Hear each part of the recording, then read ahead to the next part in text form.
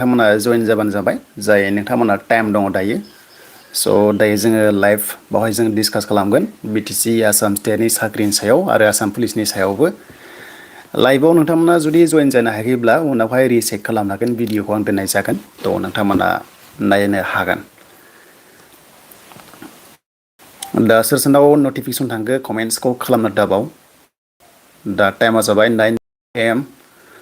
दा जों सावरायगोन BTC साख्रिनि सायाव माने एक्सुअलि गोबांथार फैदों दा नोंथांमोना रिप्लाइखौ मोनजोबा भिडिअआव बाट लाइभआवहाय मोनो दा जियानो जा बयनिसिमबो गोजोन फुंबिलि आसा खालामो नोंथांमोना बयबो मोजां दङ जायनो जइन जादों लाइभआव नोंथांमोना कमेन्ट्सखौ खालामग्रोबानो जाबाय 10 कुइसन सोंनो हागोन Q&A रिगार्डिं जब नटिफिकेसन बा रिजाल्टसनि सायाव साहिल बर' फैग्रोबाय गुड मर्निं आदा गुड मर्निं फंबाय प्रणब सरगिरि फैबाय हेल' ब्र' हेल' गुड मर्निं नोंथांमोना शेयार खालामनो हागोन लोगोफोरनावहाय morning गासैनिसिमबो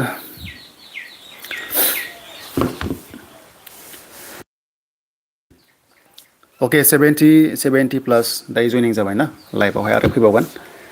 Gr-4 result Gr-3 result जों बाव सावरायगोन फैबाय गोबांथार फैबाय राहुल गोमसार सुमिला कृष्ण आगोमा पंकज नवजित प्रणब नेक्स्ट सोनिया मर्निं गासैनिसिमबो SMS ক'ব ঠিক আছে ক'ব টেনশ্যন নল'বা জাষ্ট চাই থাকিবা হা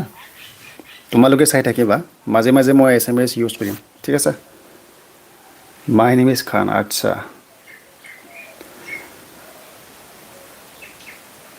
एडेसनि लिस्ट फैनाय चान्सआव दङ 20 फेब्रुवारि सिगां 20 आव मारगोन ना हमारा Gr-4 खौ फार्स्ट अफ अल कोनबा जुदि आसाम पुलिस कैंडिडेट्स আছে हाथ दांगिबा ठीक আছে আমি ফার্স্টে মানে आसाम पुलिस डिस्कस करिम तारपिছত আমি जाम Gr-3 Gr-4 लेवल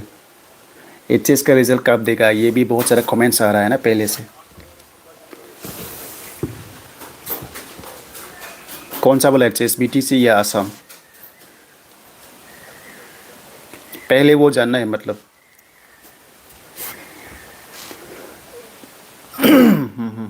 अच्छा आसाम पुलिस कैंडिडेट सोरबाफोर दङबा तो हैंड्स अप गाइस आसाम पुलिसनि अनलाइन लास्ट डेटआ फैगासिनो ओनलि 8 तारिख फेब्रुवारि खालामबाय सिगां 22 तारिखमोन कोनबा जुदि आसाम पुलिस कैंडिडेट ইয়াতে চাই আছে ন আগতে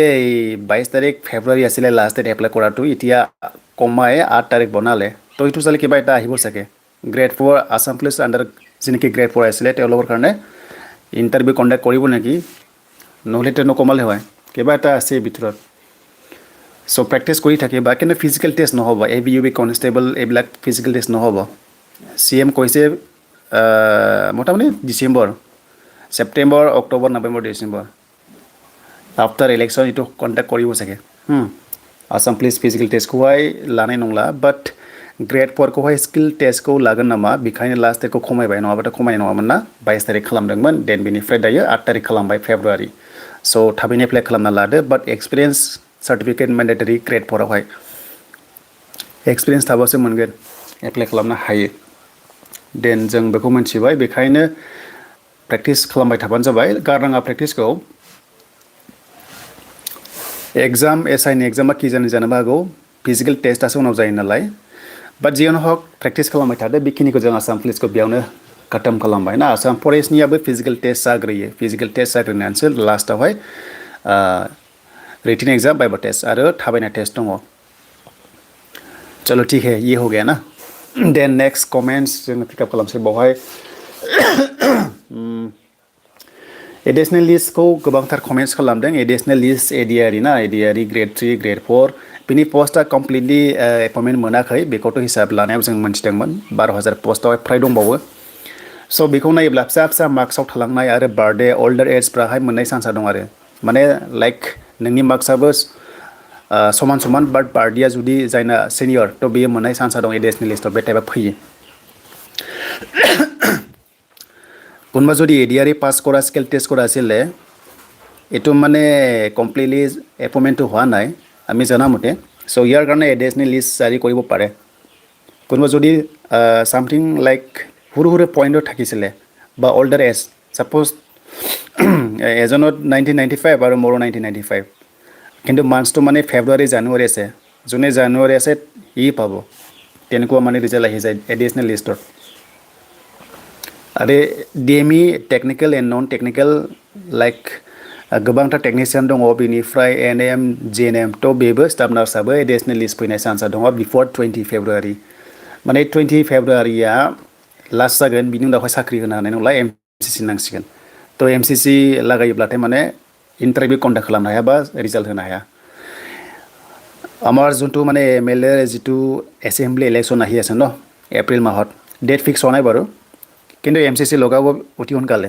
like last week of February চ' ইয়াত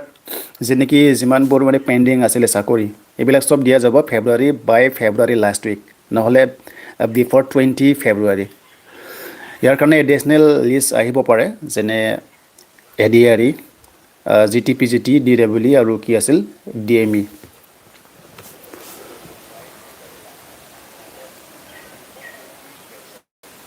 फरेस्टनि फिजिकेल टेस्टआ कम्बाइनसो जागोन एक्चुअलि माने खारनायाथ' सेमान ना जेनेबा 1600 मिटार्सआहाय हमना ला बेटेलियनाव थाहैबाय AFPF एन बेनिफ्राय ओरैहाय SI थाहैबाय बाट थांनाय बारखौ नायोबा फिजिकेल टेस्टआ एक्सट्रा जादोंमोन बाट देग्लाय टाइमा खमखाय स' कम्बाइनबो खालामनांगौ जेरावहाय फरेस्ट गार्डआ 3200 मिटार्सखौ खारनांगोन ABUB कनस्टेबलआबो खारनांगोन जेल वार्डाराबो खारनांगोन थ' बेखौ नायोब्ला कम्बाइन फिजिकेल टेस्ट जानो हागौ बेखायनो जास्ट प्रेक्टिस खालामबाय था दे जास्ट प्रेक्टिस खालामबाय था आसाम पुलिसनि फंबायमोन बिनानावमोन बैसोआ आरो कनस्टेबलाव 31 इयार्स खालामबाय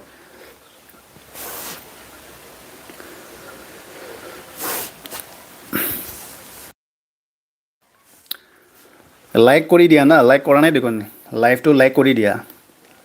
লাইক কাৰ দো ভাই লোক লাইক কৰাই নাই দেখোন ইমান চাই আছে লাইক নকৰে কিয় লাইক মাৰি দিয়া লাইক বাটনত BTC ৰিজাল্টছ আমি ডিছকাছ কৰি আছোঁ অলপ টাইম ৰ'বা ৰখিবা হা তোমালোকে লাইকে কৰা নাই কোনে লাইক কৰিছে जेल वार्डारा 1600 मिटार्स ल'ना आदा बेखौ आं नटिफिकेसन नायफिनबावगोन दे जेल वार्डाराहाय 3200 मिटार्सआनो जागोन एक्चुअलि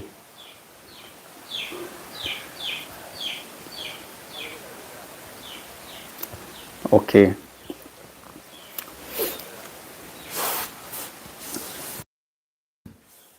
स' दायो जोंहा ट्रेन्डिंआ आसाम भार्सेस BTC थ' साख्रिखौ आसाम स्टेटआव होगासिनो बाट BTCआव दाबो होनो हाथ'वाखै कारेन्ट गभर्नमेन्टआ जेनोखि BTC आरो जोङो आसामनिखौ रायलायोबा थ' आसामनाथ' फ्राय होबाय बहुतटा हाजार होबाय टटेल 150K 1,50,000 खाथियाव एफर्म लिटार्सखौ राननाय जाबाय इंक्लुडिं ADRE टटेल 160 प्लासआनो जाबाय दासिम हिसाब लायोब्ला बाट BTCआवहाय जास्ट माने फरेस्ट डिपार्टमेन्ट आरो जेनोखि Gr-3 लेभेलाव आरो फरेस्ट डिपार्टमेन्ट आरो BTCखौ थांनाय सरकारा होलांबाय नाथाय गोदान सरकारावहाय दासिमबो जोङो मोनथ'वाखै आरो CSBआ फर्म जाबाय नैबे CSBआ गोदानै बडिया जाबाय दा CSB जानाय लोगो लोगो Gr-3 Gr-4 खौहाय BTCआ होनो हासिगौ माने होनो हानायनि राइट्सखौ मोनबाय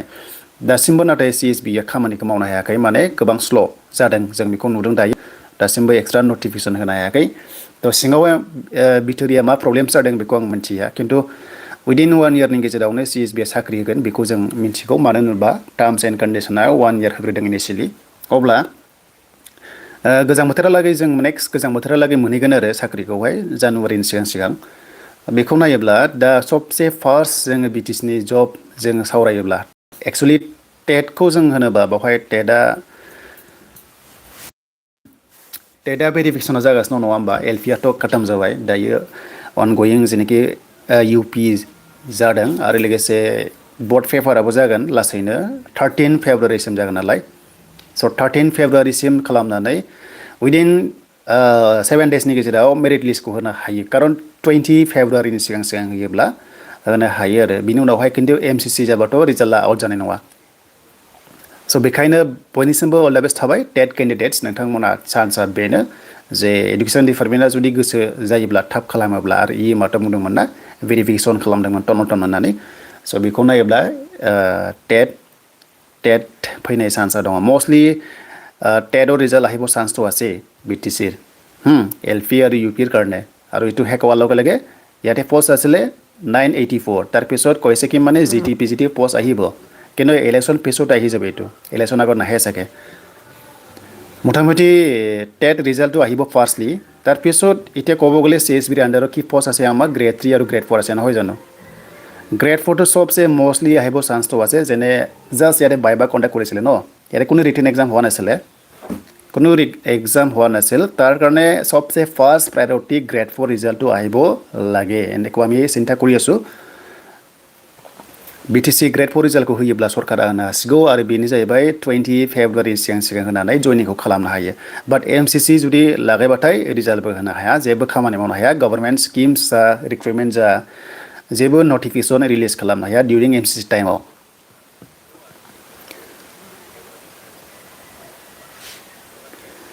दा CS नि रिजाल्टखौबो सोंगोन Gr-4 खौहाय आं बांसिन चान्स लादों आरो कि माने Gr-4 आ रिजाल्टआ फैनो हासिगौ बादि मोनदों आंनि एकदम एनालाइज खालामनायाव Gr-4 रिजाल्ट फैयोबा मटामटी 14 निफ्राय 16 फेब्रुवारिनि गेजेराव ओंखारनो हागौ जस्ट टेन्टेटिभ डेट्स नट अफिशियली मोटामटी Gr-4 जुदि रिजाल्ट जुदि आहि जाय तेन्ते 14-15 16 ভিতৰত কিবা এটা নটিফিকেশন আহিব চাগে ঠিক আছে BTC Gr-4 193 পোষ্ট আছিলে আৰু এটাটো আছিলে 275 ন কোনবা যদি 193 আন্ডাৰত ডিগ্ৰী পাছ আছিলে এলিজিবল হ'ব কিন্তু HCS লগেহে পাৰিব যত 275 পোষ্ট আছিল দুটা অপচনৰ ইন্টাৰভিউ আৰু এনেকুৱা মানে ভাইৰেল তেনেকুৱা কমেন্টছ আহিছে যে কেনসেল হৈছে বুলি কেনসেল হোৱা নাই আজিলৈকে কেনসেল কৰা নাই কেনসেল কৰাটো ইমান ইজি নহয় এক্সাম অলৰেডি কন্ডাক্ট কৰাটো কেনসেল হোৱাটো মানে ইজি নহয় পেপাৰ লিক বা কিবা এটা হলে কেনসেল কৰা যায় কিন্তু ইয়াতে পেপাৰ লিক হোৱা নাই অলৰেডি মানে বডলেণ্ড ইউনিভাৰ্সিটি এক্সাম কন্ডাক্ট কৰা আছিল তো সো ইয়াৰ কাৰণে কেনসেল কৰাও মানে ইমান ইজি নহয় সাহস নহয় সো নেগেটিভ নলবা নাৰ্ভাছ নাঙা रिजल्ट चान्स दङ बाट लास्ट वीक फेब्रुवारियावहाय हयथ' आफ्टर माने 10 फेब्रुवारि आरो ओके सो बेखिनि Gr-4 रिजल्टआ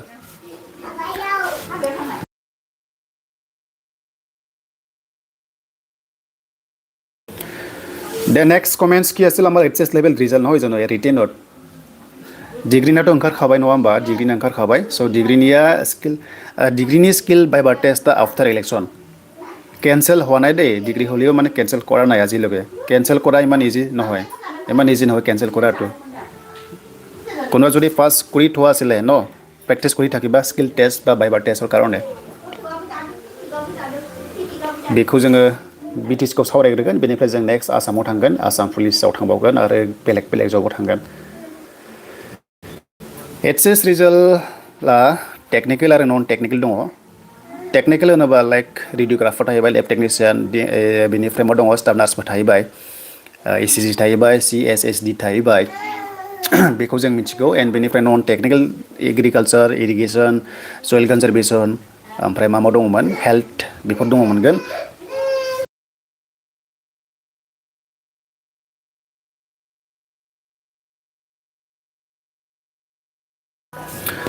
न' खाथियाव हाबा जादों थारमाने ओरैबायदि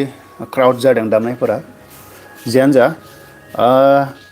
HCS रिजल्टखौ होयोब्ला गभर्नमेन्टआ होनो हासिगौ बाट अनलि रिटेन रिजल्टखौ होगोन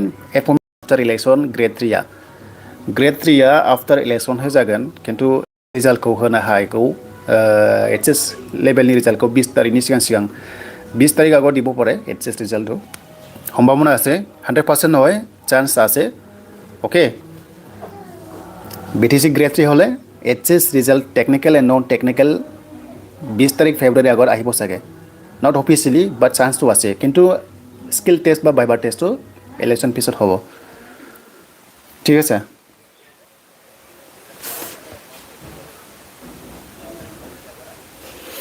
সবে এটাই কমেন্টস কৰিছে ন BTC Gr-3 Gr-4 ৰিজাল্ট কেতিয়া আহিব একচুয়ালি এটো হুদিব লাগিছিল চিপ সাৰত ঠিক আছে সবে কমেন্টস কৰি হুদিব ডিসিপ্লিন কৰিব কমেন্টসটো फाल्तु नकरिब CM नावहाय सरि BTC सिम नावहाय सोंनो हागोन नोंथांमोना फेसबुक पेजआव जे सार ग्रेड 3 ग्रेड 4 रिजाल्टखौ होगोन ना होआ होननानै कमेन्ट्स खालामबा आइ थिंक रिजाल्टनि सोमोन्दै बिथांमोना डिसकासन खालामनानै रिप्लाइखौ होनो हागौ बाट मिडिया पार्सना सोङोबा डाइरेक्ट सोंनो हायो কোনোবা যদি ইয়াতে মিডিয়া পাৰ্চন চাই আছে লাইভ জইন কৰি আছে তোমালোকে কুৱেশ্যন কৰিব পাৰে যে BTCৰ যি হওক গ্ৰেড 3 হওক গ্ৰেড 4 হওক বা টেট হওক কেতিয়া ৰিজাল্ট দিব এইবিলাক সুধিব পাৰে ইচ্ছা হ'লে কাৰণ তোমালোকে ডাইৰেক্ট কণ্টেক্টত থাকে নহয় জানো आखौ गोबांथार कमेन्ट्स खालामदों कि माने कमेन्ट्स खालामदों आरो जे आदा नोङो सिपनावहाय सोंनानै आं डाइरेक्टलि दि टाच खालामनो हाया खारन आं थायो गोजानाव आरो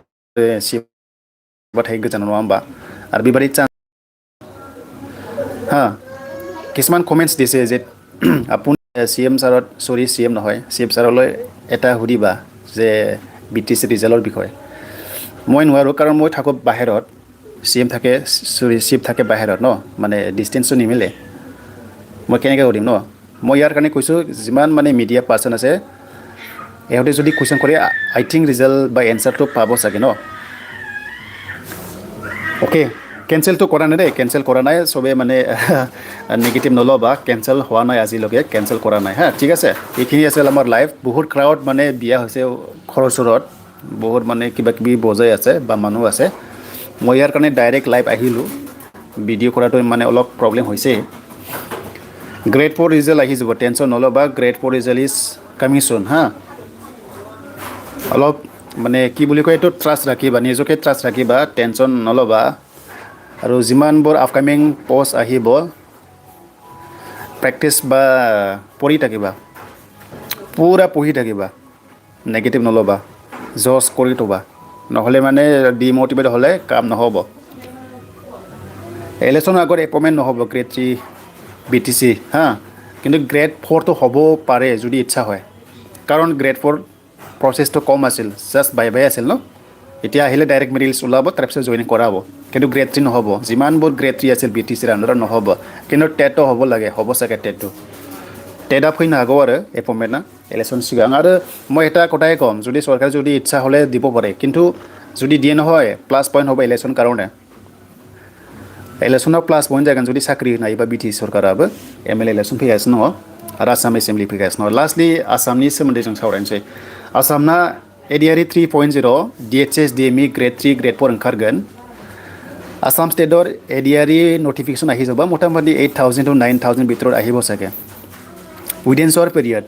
ইলেকশ্যন AMCC লগা আগতে এইটো নটিফিকেশ্যন জাৰি কৰাব চাগে কিন্তু এক্সাম নহ'ব এক্সাম লাহেকৈ হ'ব এক্সাম হোৱাতে মানে বহুত টাইম ল'ব কিন্তু নটিফিকেশ্যন আহিব লাগে ADRE 3.0 আৰু যেনেকৈ CM ডাঙৰীয়া ক'লে যে আসাম পুলিচ আহিব বুলি আসাম পুলিচ এতিয়া 5700 সামথিং পোষ্ট ওলালে ঠিক এনেকুৱা ADRE 3.0 আহিব তাৰপিছত DME DHS আহিব বহুত মেডিকেল কলেজ বনাব লগা আছে যেনেকৈ আমাৰ ওদালগুৰি 2026-27 চনত এখন মেডিকেল কলেজ কৰাব বনাব তাৰ কাৰণে পোষ্ট আহি যাব মই ইয়াৰ কাৰণে কৈছোঁ DME DHS পোষ্ট আহিব আৰু তামুলপুৰ অলৰেডি কৰি আছে DME হয় মানে মেডিকেল কলেজ হয় তাৰপিছত বাক্সাত এটা আহিব চিৰাং আহিব সবতে এটা মেডিকেল কলেজ বনাব CMে কৈছে দ্যাটছ ওয়াই DME পোষ্ট আহিব টেনশ্যন নল'বা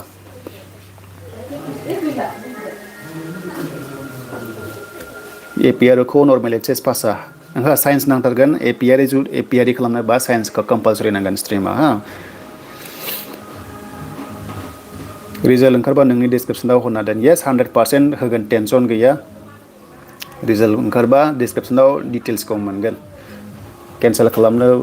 बेखौनो गोदान एडभार्टाइजमेन्ट होना साख्रिखौ होसिनो मा होनो खोनानाय बायदिबा चेयारमेनफोरनिफ्राय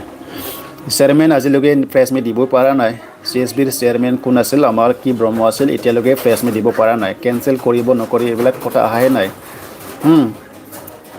চিন্তা নকৰিবা কিবা এটা আপডেট আহিব লাহেকৈ টেটনাটো আশা গিলা না ফেব্ৰুৱাৰীयाव टेटना आसा दङ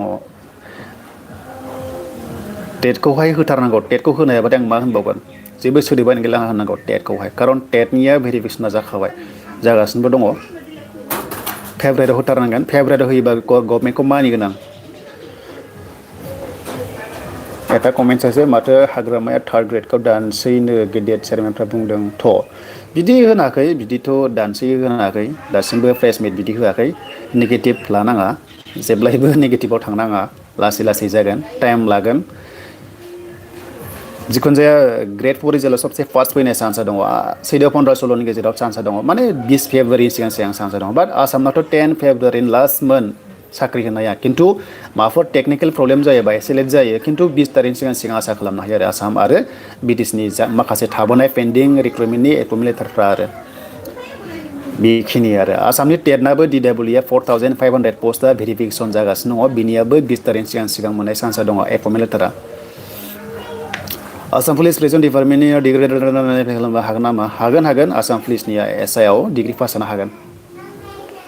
बेखिनियानो दिनैनि लाइभ स्ट्रिमा बयनिसिमबो अल द बेस्ट थाबाय माने बहुत क्राउड जादों एकदम क्राउड बिया হৈ আছে ওচৰতে নাচিছে 20 मिनिट गल न लाइभ BTC टेक्निकल लाइननि रिजाल्ट होबा साख्रि जागासिगौमोन दा नाथाय रिजाल्टखौसो होगोन ना होला मा पस्टआव लेब टेक्निशियान ना फार्मासि ना रेडियोग्राफार खोन्थाहरनोसै फंबाय बिष्णु बर' APR आवहाय फिमेल पस्ट गैयाबा हानाय नङा जुदि दङबा हागोन जुदि गैयाबा हानाय नङा नायफिनबानो जाबाय पस्टखौ हा आसाम पुलिसनि जेनेखि केन्डिडेट्स दङ ग्रेड 4 193 पस्ट पाइबा बेनोमोन दिनैनि लाइभ स्ट्रिमा बेनिफ्राय आरो मा दंबावो RRB ग्रुप D एप्लाइ जासिगोन 31 जानुवारियाव जानो गोनां दङ RRB ग्रुप D आ आरो अनगयिंआ जागासिनो दंखायो आरो गोदान पस्टआ RRB आ 22,000 भेकेन्सिनिया एप्लाइ जागोन क्लास 10 पास मिनिमाम अपरेटर लाइनाव आच्छा अपरेटर लाइनाव बेनो दिनैनि लाइभ स्ट्रिमा अके थ' नोंथांमोना जेनेखि इन्टारेस्टेड दङ एप्लाइखौ खालामबाय था नागिरबाय था खिन्थु बांद्राय माने बैसो जायोबा बानाय फैयो दै जेब्ला 30 प्लास जागोन ना 35 क्रस खालामगोन ना होमबाथाय जस लेखा फरायनो बानाय मोनो आरो टेनसना बाहेराव माने बेलेगाव थायो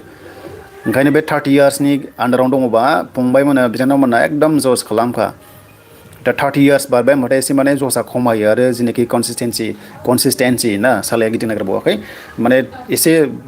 ल' जाहैनो नागिरो ओंखायनो दा टाइम थानायावनो मोजाङै मोजां फरायबाय था रिल्सफोरखौ बारा दानायसै बे जानला मोनला रिल्स होबाय थायोना रिल्सবিলাক চাব নালাগে জিকে পঢ়ি থাকা জিকে চাই থাকিবা এই ৰিल्स বনাবিলাক বন্ধ কৰ এতিয়া টাইম নাই আৰু কন্ট্ৰভাৰ্সি ভিডিঅ' চাব নালাগে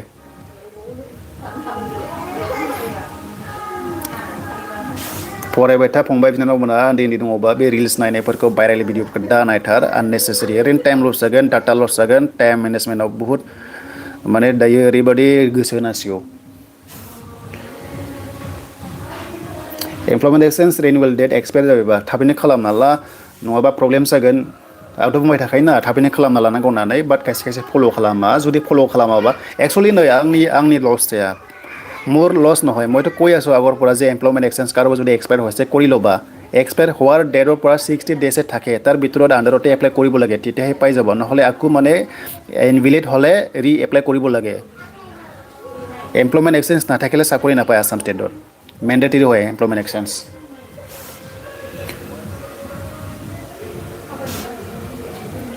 थैंक यू नोंथांमोना लाइभआव जइन जानायनि थाखाय सोरबाफोर लाइभआव गैयामोनब्ला नायफिनबानो जाबाय भिडिअ थागोन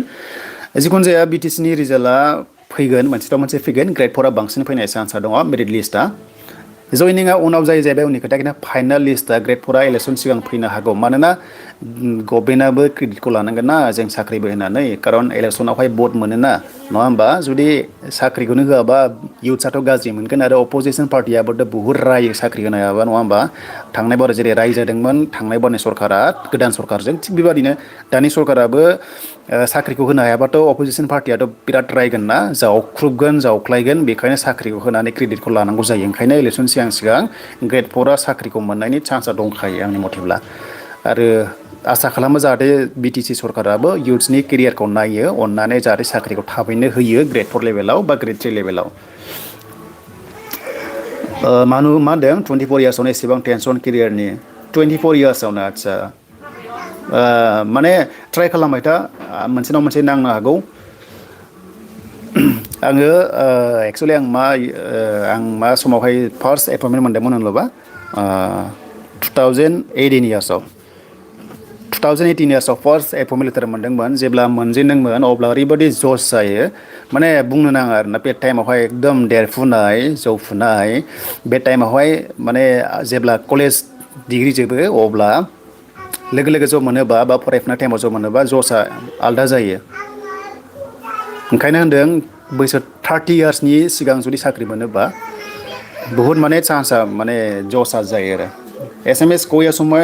SMS ক'লো দিগো ন আপুনি নাছিল চাগে BTC যিমান পোষ্ট আছিলে TET আছিল Gr-4 আছিল Gr-3 টেকনিক্যাল নন টেকনিক্যাল আছিল Gr-3 তো জয়নিংটো মানে ইলেকশ্যন ফেচতো হ'ব এতিয়া নহয় কিন্তু TET টো ইলেকশ্যন আগতে হ'ব লাগে বা আমি দেখিছোঁ প্ৰচেছটো কৰি আছে নহয় জানো আৰু Gr-4 আছিল নহয় Gr-4 টো বাইবা টেষ্ট দিয়াটো এইটো আহিব লাগে ইলেকশ্যন আগত তোমালোকে চাই থাকিবা টেনচন নল'বা ভিডিঅ'টো চাই থাকিবা মই জনাই থাকিম টেনচন নল'বা Actually, crowd da बहुत जाबाय फर ग्रेड रिजाल्ट দিব নিদিয়ে কিবা এটা আপডেট আছে নেকি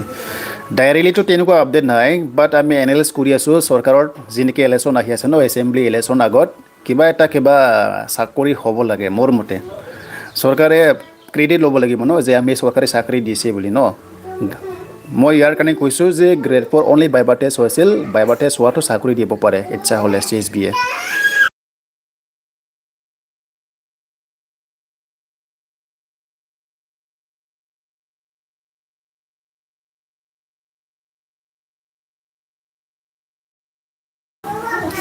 Okay, সেইখিনি আছিল আমাৰ লাইফটো একচুয়ালি বহুত ক্ৰাউড বাহিৰত মানুহ আছে বিয়াত মানুহ আহিছে আমাৰ ঘৰত আহিলে কি কম উপায় নাই মই ইয়াৰ কাৰণে ডাইৰেক্ট লাইভ আহিলো এমপ্লয়মেণ্ট এক্সচেঞ্জ টেট এক্সপায়াৰ জানেকো অফিসাव বানাইবা জাগা নাই অফিসৰ যাবলগীয়া দৰকাৰ নাই আজিকালি ডিজিটেল যুগ ন আধাৰ কাৰ্ড দি এপ্লাই কৰিব পাৰে এমপ্লয়মেণ্ট এক্সচেঞ্জটো एमप्लयमेंट एक्सचेंज को न'आव थाना बानायनो हागोन आधार कार्डजों बानाय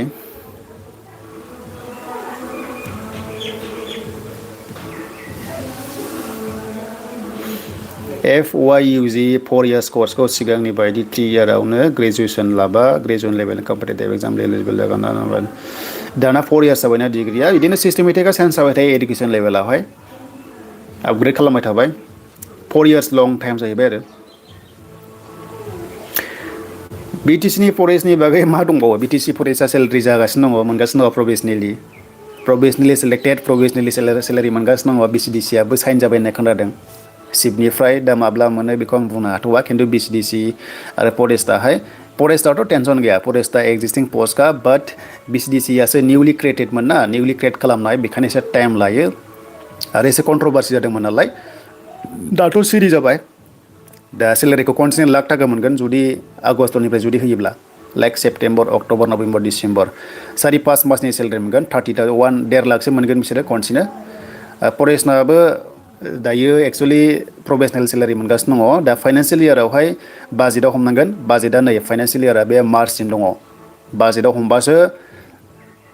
रानिं रेगुलार सेलारिया जागोन जुदि बाजेटआव बारोबा नेक्स्ट फाइनान्सियेल इयारावसो थांसिगोनलाय तो बेखायनो मार्चनि सिगांनो प्रसेसफ्रा जानांगोन आरो डिपार्टमेन्टेल वाइसआव जागोन नालाय बे MC जों खोथा गैया डिपार्टमेन्टेल वाइसआव खामानिया जाबाय थायो अनगोइं नालाय आसाम पुलिसनि फिजिकेल टेस्टआ इलेक्सन उनाव जागोन मोनथाय नार्जारि अके बेनोमोन दे दिनैनि लाइभ स्ट्रिमा आसाम पुलिसनि जों नायोबा बेवहाय अके आसाम पुलिस SLPRB तो फैबाय जों SLPRB आव आरो फैनाय लोगो लोगो दायो नटिफिकेशना लास्ट डेट खमायबाय दे बेखायनो Gr-4 नि इन्टारभिउ आसाम पुलिसना जाग्रोनोबो हागौ दा नायदो नै गासैबो पोस्टआनो लास्ट डेटआ जाहैबाय 8 तारिख फेब्रुवारि सिगाङो 22 तारिखमोन दा 8 तारिख खालामबाय 8 तारिख खालामनाय माने माबा मोनसे इन्टारभिउआ जाग्रोनो हागौ लाइक SI नि एग्जाम हयथ' फिजिकेल टेस्टआथ' जानाय नङा बे जाहैबाय मात्र मा Gr-4आथ' अनलि बायबा टेस्टल' नालाय Gr-4खौबो लाग्रोनो हागौ आसाम पुलिसना ओंखायनो नोंथांमोना रेडि था बायसान्सआव जुदि जायोबा मोजां जानो हागौ आरो ঠিক আছে বেনেমান দিনैनि লাইভ স্ট্রিমা তোমালোকে ক'ৰ পৰা লাইভ চাই আছে অলপ কমেন্টছ কৰিবাচোন কোনটো ডিস্ট্ৰিক্টৰ পৰা চাই আছে অবে ডিস্ট্ৰিক্টनिफ्राय नोंथांमोना लाइभ नायगासिनो दङ कमेन्ट्स खालामलाय তোমালোকে ক'ৰ পৰা लाइभ চাই আছে কোনটো डिस्ट्रिक्ट कमेन्ट्स करि जनाबा एडिट ऑप्शन फैगोन टेंशन लानाङा आदा आसाम साख्रिनि जाय मासिया थायो माने आदा आसाम साख्रिनि सेलारिया बिदिनो 1 तारिखनिफ्राय 3 तारिखनि गेजेराव हाबो नोंनि जयनिं डेटनिफ्राय लागोन हा नोङो 20 तारिखआव दंबा 10 दिननि सेलारि मोनगोन आरो 10 दिननि सेलारि ग्रेड 4 बाव हमना ला 24,000 सिम मोनग्रोगोन नों जेराव नोङो जिनोखि जयनिं जादों बेनिफ्राय लायो ओंखायनो जयेनखौ 15 दिन टाइम होयो नालाय 15 दिन टाइमाव एकदम सबसे थाब जयन जायोबा नों सिनियर बेसिसावबो प्रमोशन जाहैगोन आरो उनावहाय ओंखायनो जेब्लानोखि एपइन्टमेन्ट मोनो लोगो लोगो जयन जानो हायो डकुमेन्टसा गासिबो रेडि खाबा डिसेम्बरावसो होनदोंमोन सिएमआ बिनि सिगांबो जानो हागौ रिनिउवेल खालामनाय एमप्लयमेन्ट एक्सचेन्जआ गोदान नाम्बारथ' फैनाङा नोङो गोदानै खालामबायगोन एक्सपायार जाबायबा फैगोन गोदानै मेटार नङा नोंनि क्वालिफिकेसना थाबानो जाबायना जेबो नङा मोनथाय क'क्राझार से आच्छा इउजि फिउचार उदालगुरि बिष्णु टंला इडिट ऑप्शन फैगोन टेंशन लानाङा बिदां चिरां सन्जु चिरां बुम चिरां सनितपुरनिफ्राय नायदोंना आच्छा मोनथाया क'क्राझार रनि उदालगुरि कमेश्वर बाक्सानिफ्राय आच्छा बाक्सानिफ्राय ना देन अके ठीक आसे थैंक यू सो माच दोनसै लाइभखौ ना दोनसै थ' दोननाय जासिगोन नेक्स्टआव फैबावगोन आं इभिनिंआव फैनो नाजाबावगोन अके थ' बेनोमोन दिनै लाइभ स्ट्रिमा दखानदारा मार्कसिल' सोना हरबाय आं बारे बारे बुंगासिनो दङ ना कम्बाइन खालामनांगौ नोंथांमोना बुंनांगौ अनलाइन सेन्टाराव थांनानै एक्सुवेलि खायसे नटिफिकेसनखौ माने गाइडलाइन्सखौ फल' खालामनांगौ खालामाबा नोंथांमोननि गोरोन्थि बेखौ आंहा बुंनांगौ जेबो गैला आंनि बुंनांगौखौ बुंखाजोब्बाय गाइडलाइन्स फल' खालाम बारे टाइम फैया टाइमा माने नेबाय थाया खनसे लस जायो गोदो आंबो एसएससि जिडि कनस्टेबलाव सासे दखाननि थाखाय बरबाद जादों गोदो उन्दैयावहाय बे समाव फार्स्ट डेट अफ प्रिन्ट होनांगौ होन्दोंमोन डेट अफ प्रिन्टखौ फट'खौ होआलासिनो आंनिखौ डाइरेक्ट एप्लाइ खालामना हरदोंमोन नाथायबा एडमिटआनो फैयाखैमोन बे समाव एडमिटआनो फैयासै बिदि जायो थारमाने गाइडलाइन्स फल' खालामाबा एफा खस्थ' खालामनानै 2000 बेसेबांबामोन बियो बुहुत सिगांनि खोथामोन ओंखायनो बेवहाय मार्कसिट एन होननाय दङ ना अर गैया अर थाबादेन एनि वान अपसन जायो but marksheet and certificate first certificate होनाय डेट मिन्स मा कम्बाइन खालामनांगौ पिडिएफ खालामनांगौ बेसेबां बुजायबाव नङा होमबा दखानिफोरखौबो माथो खालामबानो थाङै थुङै सम्पा जायाबानो जाबाय क'क्राझार आदा आंना एमप्लयमेन्ट एक्सचेन्ज जोब्बायमोन बेजों एप्लाइ खालामदोंमोन एमप्लयमेन्ट एक्सचेन्ज जोब्बायबा मात्र अपसना बेल' रिनिउवेल खालाम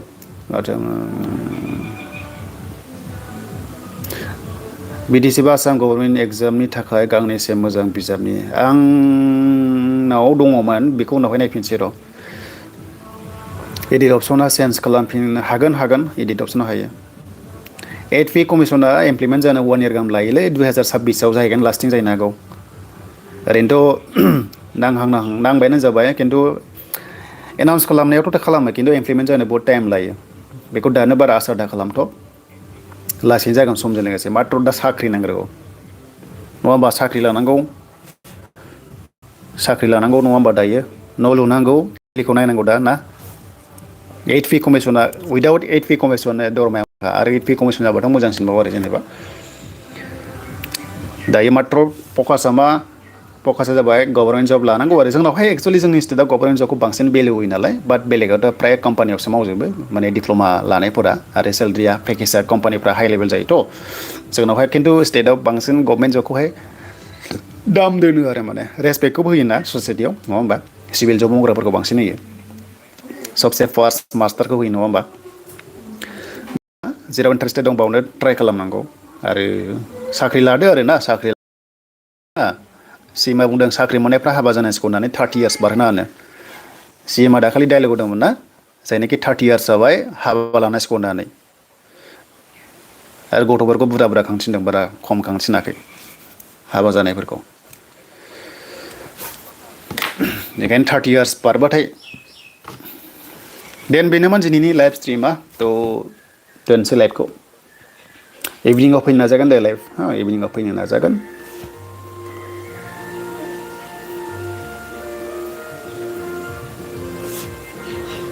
इभिनिं लाइभ आच्छा आसाम पुलिसनि बैसोआ कनस्टेबला 31 इयार्स जाबाय एसआइआबो 31 इयार्स अरायथा आदसा नों एडिआरियाव मोनबाय ना मा पस्टआव मोनखो ग्रेड 3 आव मोनखो ना ग्रेड 4 आव मोनखो आरो पस्टिंआ बहा BTC निफ्राय एडिआरियाव मोनोबा खिन्थु खस्थ' दङ लाइफ टाइम आसामाव थानांगोन बेखायनो लकेलिटि हिसाबै BTC जबा बेस्ट एडिआरि मोनोबा नोंनि भारा खरसायावनो लाख 60 इयार्ससिम बहुत लाख थांगोन न' भारायाव हमना ला 3000 निफ्राय 5000 होमबा बोसोरसेयाव साननागोन 60,000 गाहाम थांगोन न' रेन्टआवनो आरो जानायाव हमना ला मान्थलि 2000 ना मथा मथि 10,000 एभारेज थांखायो बेथना मासावहाय जुदि आउट अफ BTC आव जुदि पस्टिं जाहैयोबा एडिआरि लेभेलाव एडिआरि लेभेलाव आसामाव पस्टिं जायो आसामाव जाहैयोबा BTC निफ्राय जानाय थानाय थाव सोनाय 10,000 खरसा जाखायो होमबा बोसोराव हमना ला 1,20,000 थांखाबाय बेथननिफ्राय बिदि जायो आरो एडिआरियाव मोननायफ्रा खस्थ' दङ एसे BTC निफ्राय दे आं बाहेरनिखौ होनाखै BTC निफ्राय थांनायखौ सोंदों आंना वेस्ट कार्बि आंलंआव गोग्लैदों दा सोरखारि क्वार्टार मोनदों आदसा थिगासे मोजां क्वार्टार मोनदोंबाथ' बहुत मोजां एसे दानगोन आरो सेलारिनिफ्राय दा हेल्पलाइनाव सोंहरदों मा आदसा इसु